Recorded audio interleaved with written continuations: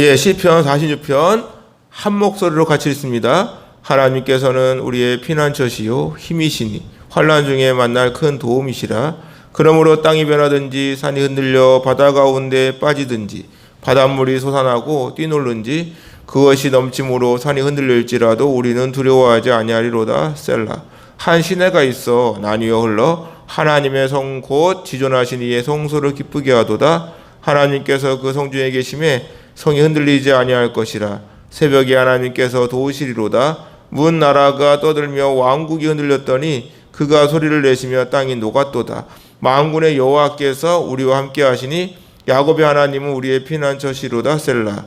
와서 여호와 행적을 볼지어다. 그가 땅을 황무지로 만드셨도다. 그가 땅을 땅 끝까지 전쟁을 쉬게 하시며 활을 꺾고 창을 끊으며 수레를 불사르시는도다. 이르시기를 너희는 가만히 있어 내가 하나님 되면 알지어다. 내가 문나라 중에서 높임을 받으리라. 내가 세계 중에 높임을 받으리라 하시도다. 만군의 여호와께서 우리와 함께 하시니 야곱의 하나님 우리의 피난처시로다. 셀라. 아멘. 예, 오늘도 하나님께 여러분과 함께 하시기를 주님의 이름으로 축원합니다. 오늘 우리가 읽은 시편 46편을 보면 그 표제가 인도자를 따라 알라못에 맞춘 노래라고 되어 있습니다. 본시의 제작도 고라죠, 고라. 그리고 알라못은 뭡니까? 알라못은 처녀, 젊은 여자 이런 뜻이 있는데 여성의 고음, 소프라노를 의미합니다. 소프라노. 그 소프라노와 같이 높은 음을 내는 악기에 맞추는 노래 이렇게 하면 되겠죠. 그래서 보통은 46편, 47편 이제를 학자마다 쌍둥이 아니냐 똑같은 배경에서 지어진 시로 보기도 합니다. 시편 46편은 종교개혁자 마르틴 루터가 가장 좋아하던 시로 알려져 있습니다.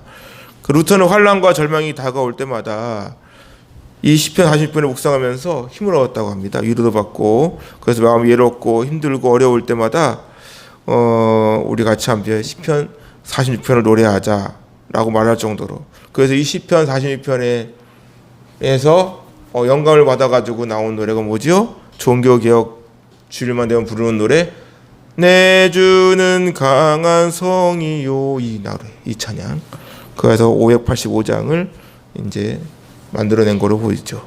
그래서 시편 46편을 루터의 시편이라고도 합니다.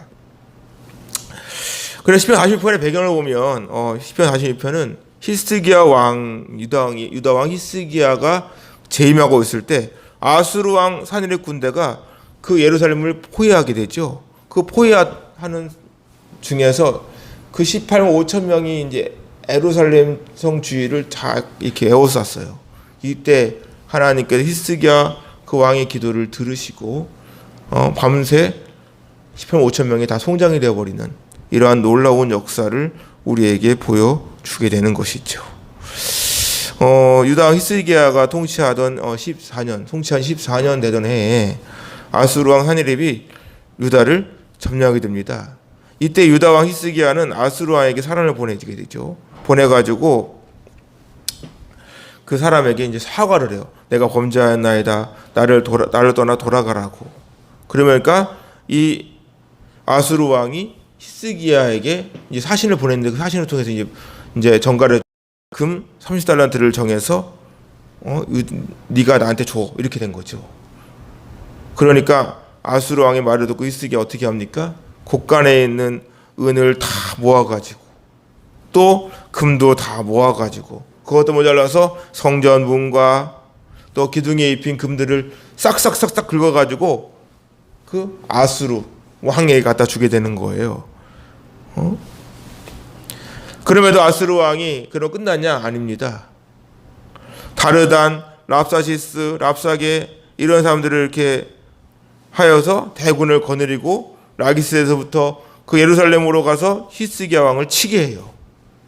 이러한 위기 속에서 유다 왕 히스기야는 하나님의 나라에 들어가서 왕궁의 책임자 엘리야김, 서기관 셈나, 세사장 이런 장로들에게 굵은 매를 눌러가지고 아모스의 아들 선지자 이사야에게 보내가지고 그 히스기야 왕의 말을 그대로 전하게 합니다. 이때 이사야가 이렇게 말을 하죠. 너희는 너희 주에게 이렇게 말하라.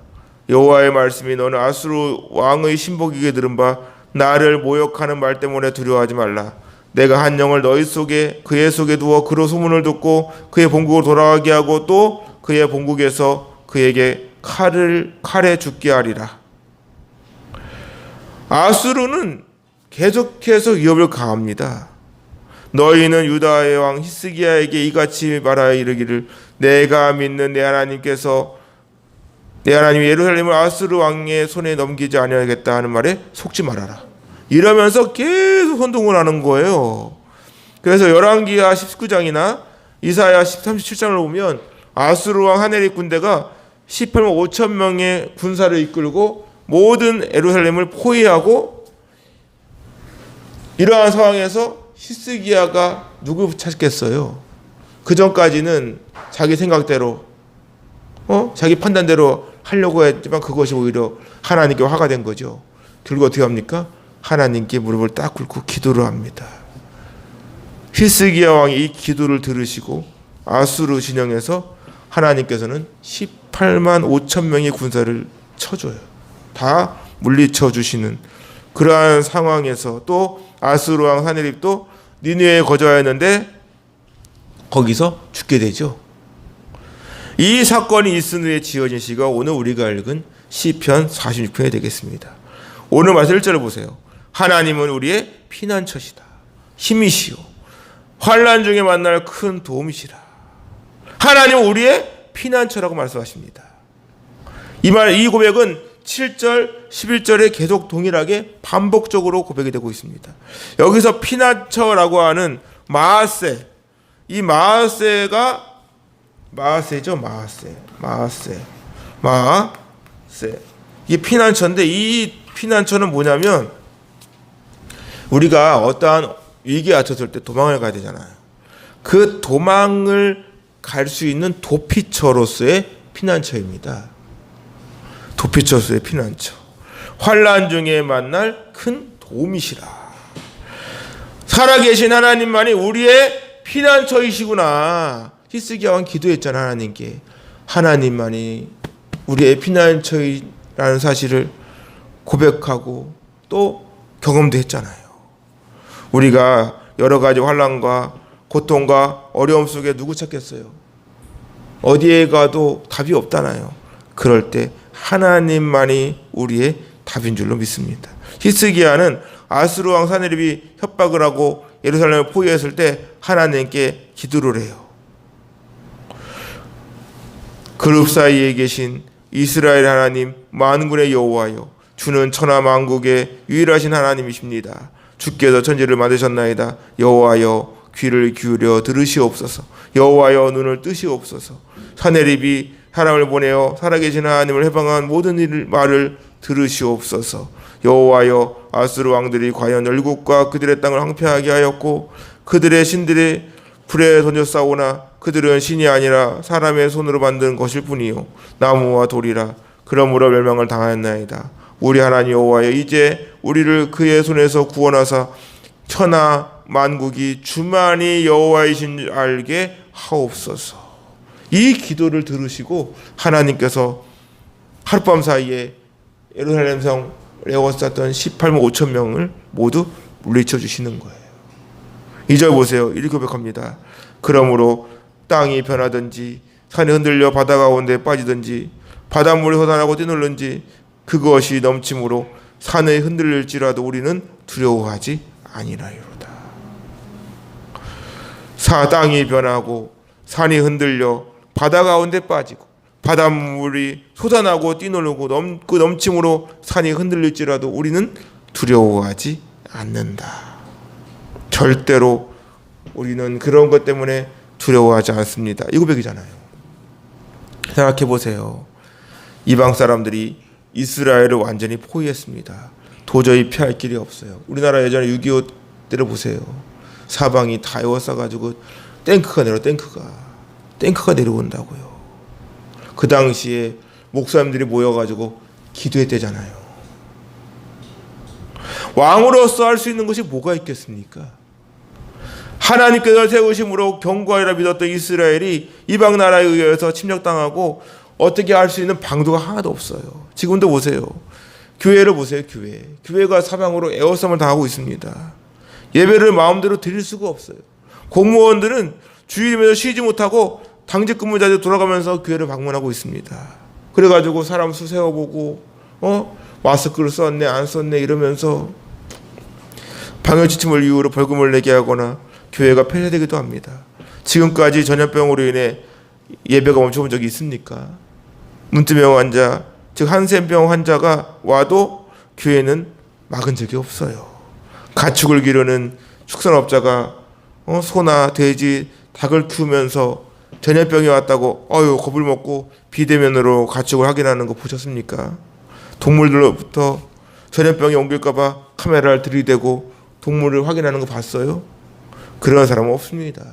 직접 자신이 키우는 소나 돼지를 만져보고 털을 다 만져보고 발가락 다 만져봐요. 배도 만져보고 똥도 받아서 먹어보기도 하더만 어떤 분은. 그런데 오늘날 교회의 모습을 보세요. 저는 교회 문이 닫혀 있는 거 볼 때 얼마나 안타까운지 모릅니다. 아무리 방역지침이라고 하지만 국가에서 교회가 예배를 드리는 것에 대하여 간섭을 하고 통제를 하고 심지어 완전히 죄인을 만들어 놓았어요. 토요일부터 월요일까지 연휴다 보니까 얼마나 많은 사람들이 밖으로 나오는지 모릅니다. 맛집은 사람들로 인해 인산인해예요. 참으로 신기한 것은 코로나가 위험하다고 하면서 밥을 먹고 있는 실내에서는 마스크를 벗고 밥을 먹고 오히려 안전하다고 하는 야외에서는 마스크를 쓰고 다녀요. 이런 말도 안 되는 모습이 어디 있습니까? 이 시간 우리가 정말 두려워하는 것이 뭘까요? 여러분은 지금 뭘 두려워하고 무엇을 걱정하고 계십니까? 사람들이 주어진 환경이나 아직 일어나지도 않은 일에 대하여는 염려하고 걱정하면서 정작 하나님의 심판은 왜 두려워하지 않을까? 지옥은 두렵지 않은가 봐요. 그곳은 죽음도 없는데. 말씀 보세요. 한 시내가 있어 나뉘어 흘러 하나님의 성 곧 지존하신 이의 성소를 기쁘게 한다.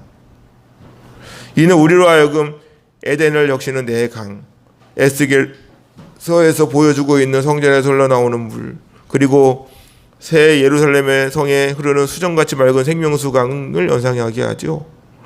말씀에 나오는 시내, 나하르라는 단어인데 이건 강, 시내 이러한 것을 아우르는 단어죠. 모두 생명의 근원을 상징합니다. 그것이 하나님의 성 곧 지존하신 이의 성소를 기쁘게 한다. 예루살렘 성은 굉장히 높은 고지대에 세워져 있습니다. 아무리 거대한 대군의 입구를 공격한다 할지라도 쉽게 무너뜨릴 수가 없어요. 왜? 높은 곳에 세워져 있기 때문에.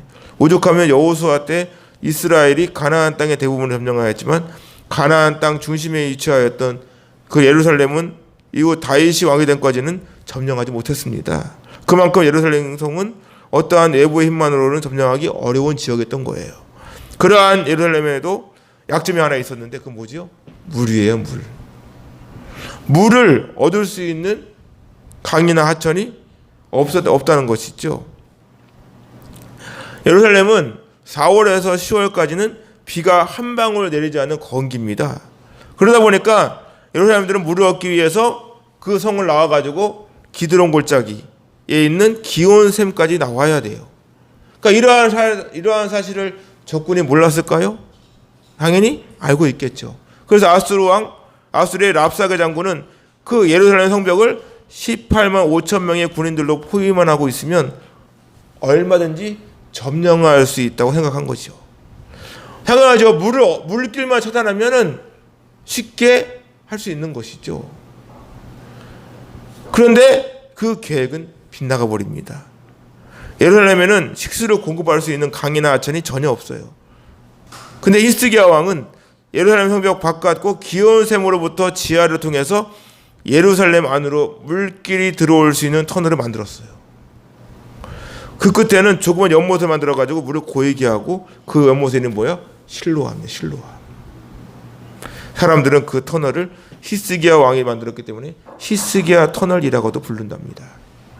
유사시에 히스기야 터널이 시작되는 기원샘의 그 입구에 적군이 발견되지 못하도록 잘 막아놓기만 하면 예루살렘 성벽을 제 아무리 18만 5천 명의 대군이 에워싼다 할지라도 그 안에서는 생수가 계속해서 흘러나오기 때문에 실로암에 모이기 때문에 물로 먹으면서 생명을 유지할 수 있었던 것이죠.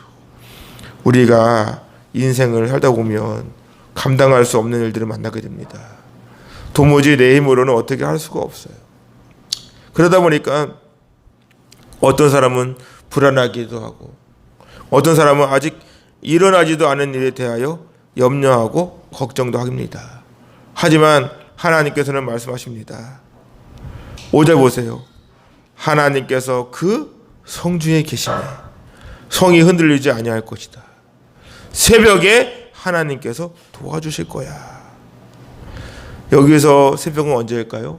아수르 왕 사네립이 온 성을 에워싸고 있는 그 시간, 아수르 군대가 주둔하고 있던 그 밤, 하나님의 사자가 아수르 진영에 있던 군사 18만 5천 명으로부터 보호해 주신 그 시간, 아침에 일찍 일어나 보니까 그들 모두가 송장이 되어버렸어요. 그것은 하나님께서 그 성중에 계셨기 때문인 줄로 믿습니다. 이 성이 흔들리지 아니한다라고 하는 이 모트라는 단어가 수동태예요. 수동태로 되어 있다고요. 이 모트가 모트 수동태로 되어 있다고요. 수동태로 되어 있다는 건 뭐지요? 누군가 흔들리지 않도록 붙들고 계시다는 거 아니겠습니까? 비틀거리거나 흔들리지 않도록 하나님께서 붙들어 주고 계신다는 사실이죠. 시편 120편을 보면 내가 산을 향하여 눈을 들리라. 나의 도움이 어디서 올까? 나의 도움은 천지를 지으신 여호와께서로다. 여호와께서 너를 실족하지 아니하게 하시며 너를 지키시는 이가 졸지 아니하시로다. 이스라엘을 지키시는 졸지도 아니하시고 주무시지도 아니하시로다. 여호와는 너를 지키시는 이시라. 여호와께 내 오른편에서 내 그늘이 되시나니 낮에 해가 너를 상하지 않게 하시며 밤에 달 너를 해치지 아니하리로다. 여호와께 너를 지켜 모든 환난을 면하게 하시며 또 내 영혼을 지키시리로다. 여호와께서 너의 출입을 지금부터 영원까지 지키시리로다. 맞습니다. 하나님께서는 졸지도 아니하시고 주무시지도 않으십니다. 우리의 도움은 오직 살아계신 하나님밖에 없는 줄로 믿습니다. 그분께서 우리 가운데 계시기 때문에 우리가 그분의 보호 아래 살아가고 있는 줄로 믿습니다. 사실 위기를 만났을 때 우리를 보호해 주는 것은 거대한 성벽이 아니잖아요. 어떠한 외부적 안정장치가 아닙니다. 아무리 집에 새콤을 달아놓고 카메라를 달아놓고 CCTV 달아놓고 방음창을 달아놓는다 할지라도 그것이 우리를 100% 보호해 주지 못해요. 아주 튼튼하고 좋은 집에 살고 세상 속에서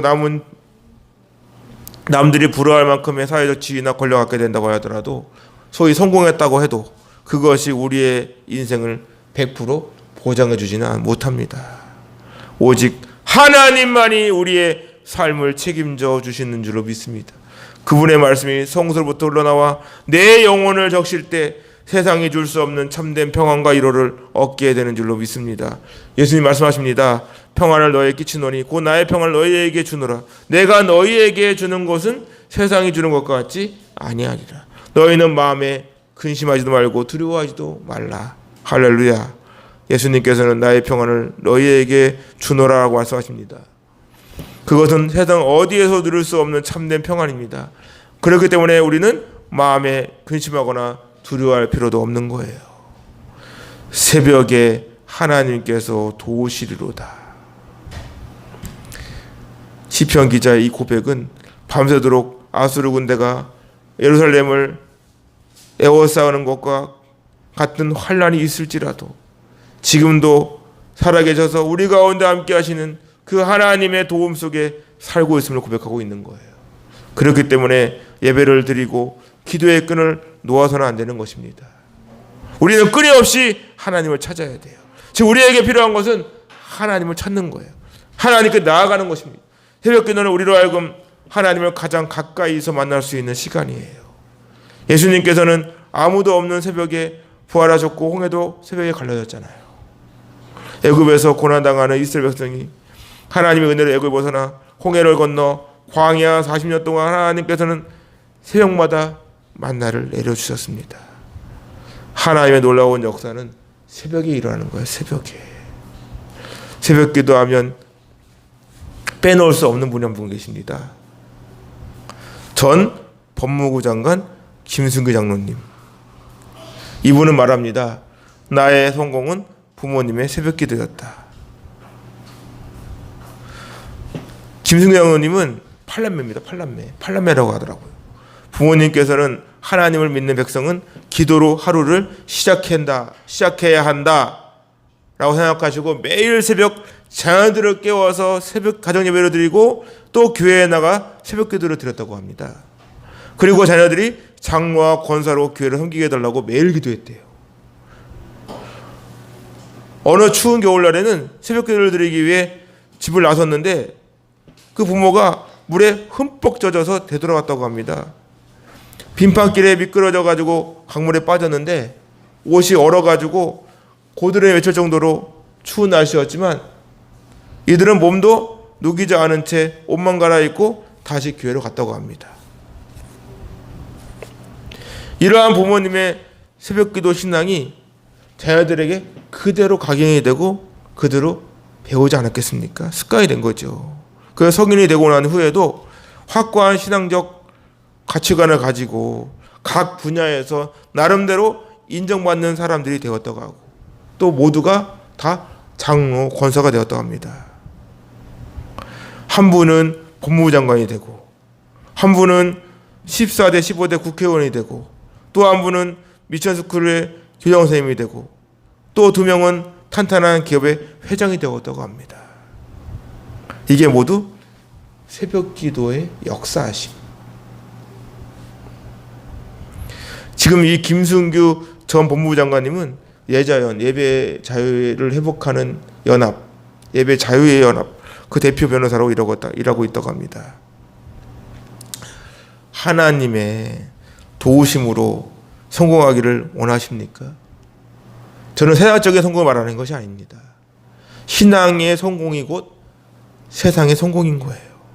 자녀가 성공하기를 원하십니까? 아니면 남편이 성공하기를 원하십니까? 새벽을 깨우세요. 가장 집중하기 좋은 시간. 새벽 기도하는 부모가 있는 자녀는 절대로 망하거나 곁길로 가지 않습니다. 그 영혼을 반드시 하나님께서 붙들어 주시고 히스기야와 같이 하나님께서 평생 보호해 주시고 도와 주시는 줄로 믿습니다. 말씀 보세요. 문나라가 떠들며 왕국이 흔들렸더니 그가 소리를 내시며 땅이 녹았도다.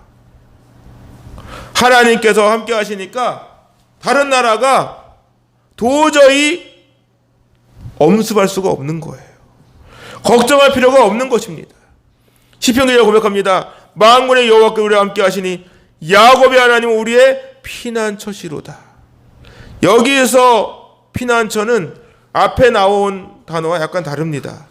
앞에 나온 피난처는 환난 가운데 피하는 피신처라고 하면 여기는 높은 곳입니다. 높은 곳. 아무도 도달할 수 없는 아주 높은 곳에 위치한 안전한 곳.